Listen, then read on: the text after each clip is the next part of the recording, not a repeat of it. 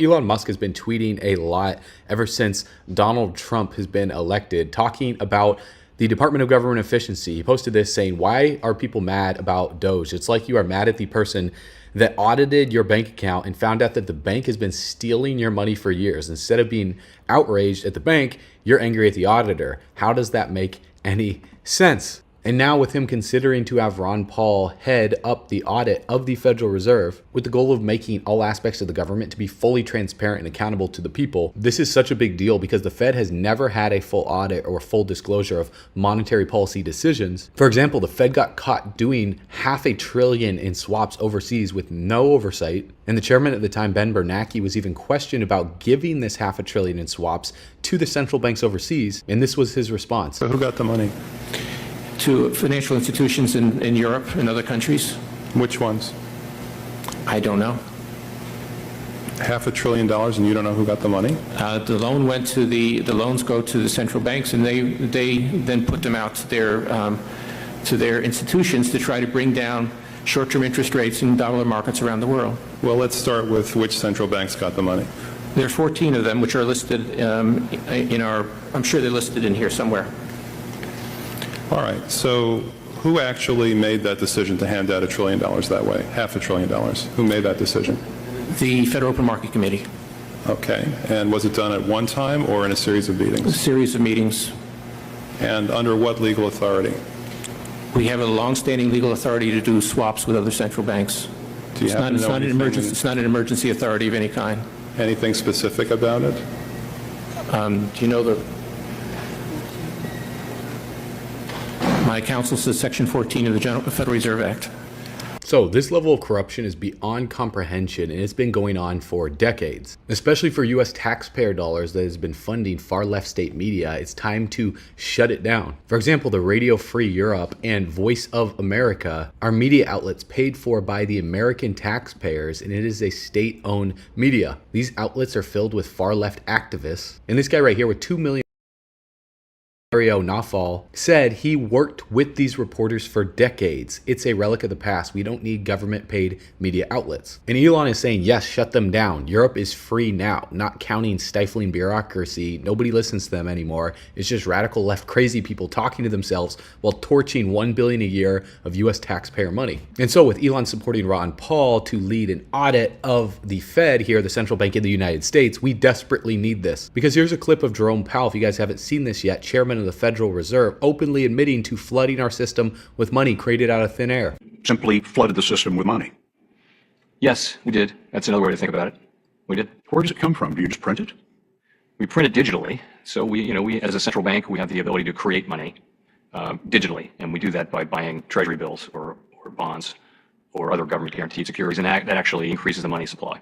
We also print actual currency, and we distribute that to the Federal Reserve banks. So not only did the Fed flood the system with money, but in my video yesterday, if you guys didn't watch that one, I broke down how Elon Musk and Coinbase CEO are proposing putting all US spending on the blockchain and the effect that this would have, and the reason why the blockchain would allow for full transparency when we dug through the Department of Government Efficiency data and the amount of contracts and millions of dollars which were for administrative expenses. And so this is why large banks are already utilizing blockchain technology, with 56% of cross-border businesses having integrated blockchain technology already into their operations as of 2024, and this is going to continuously expand. And so this brings me to Elon Musk, PayPal, and what's happening with Ripple and XRP, because all the way back in 2002, Elon sold PayPal to eBay for $1.5 billion in stock.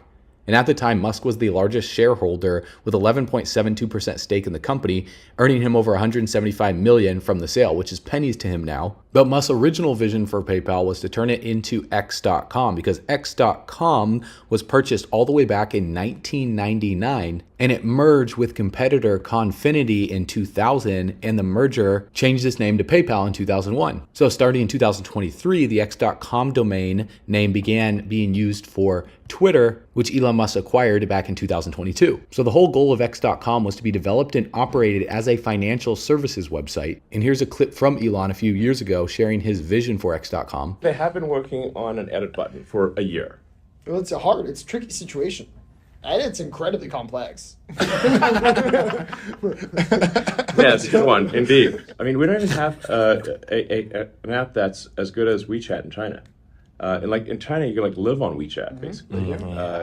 It's like, yeah, everyone's like, like you live on WeChat, you do payments, you do everything. It's like, yeah, it's great. Basically, WeChat's kick ass. And we don't have anything like WeChat outside of China. So I was like, my idea would be like, how about if we just copy WeChat? Hey. Copy them. Buys Twitter, copies WeChat.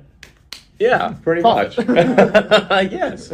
Now, in order for this to happen, there needs to be a few things in place. Regulatory clarity is one of them, but also the right development, the right partnerships with the right companies to make it possible. So big name investors backed an effort to build a better Bitcoin all the way back in 2013, and some of Silicon Valley's best known venture capital funds backed a company called OpenCoin, a startup with a new digital currency called XRP with the company Ripple. Now, for those of you guys that don't know, OpenCoin was the company that developed a protocol for the virtual currency and payment network called Ripple. The company was then rebranded to Ripple Labs in 2015. And OpenCoin said years ago that it had attracted early investments of an undisclosed size from established venture capital firms, including Andreessen Horowitz, which reportedly made over $100 million when Microsoft bought Skype, and Lightspeed Ventures. OpenCoin also received investment from an early stage wing called the Founders Fund, which is a venture firm owned by PayPal co-founder Peter Thiel. And the Founders Fund is an American venture capital fund formed back in 2005. The fund had roughly $12 billion in total assets under management as of 2023. And the Founders Fund was the first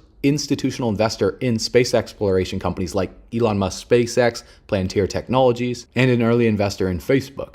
So it's very clear Elon Musk has known about Ripple and XRP for over a decade because he's a part of the PayPal mafia with tech giants like Peter Thiel, Reid Hoffman as well. So X.com goes back to the early days, as you can see in this picture right here, them holding up the X.com credit cards. And here's an audio clip of Peter Thiel and Rick Rubin discussing Elon Musk's vision for X payments as far back as 1999 during the PayPal days. Elon had a competing company 4 blocks down the street. He was at 384 University Avenue in Palo Alto. We were at 165 University Avenue, and it was this crazy war. And then we sort of decided. Is that how you met him?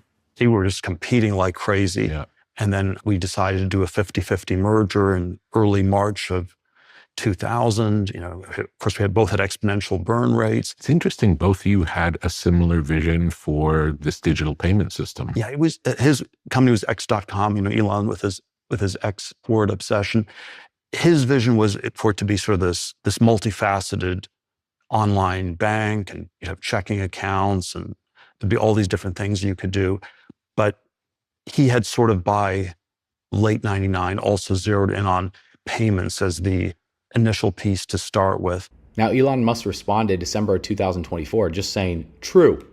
So he's not denying any of this. Because here's David Schwartz from Ripple talking about what is coming, not only to the crypto industry, but to Ripple and XRP. I feel like we really are on the cusp of a mass institutional adoption, both of DeFi and of other blockchain technologies. I think this is also like one of the key obstacles to mass retail adoption.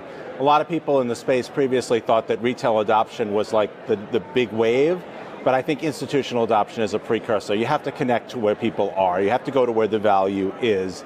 You can't build a new financial system from zero, ignoring the existing financial system where everybody's money is, where all the value is, where the real world is, trillions of dollars in value. You can't just say, oh, forget about all that. Let's just build something new over here. That doesn't work. And so I think this wave of institutional adoption over the next year or two is going to be what's going to pave the way for mass retail adoption. And then we can deliver on those promises. Like, we all want to bank the unbanked, but like the unbanked, they have to be able to spend their money to buy groceries and pay their phone bill, and so we have to have that institutional connectivity. And I don't think there are any obstacles. I think that's and I think this conference shows that.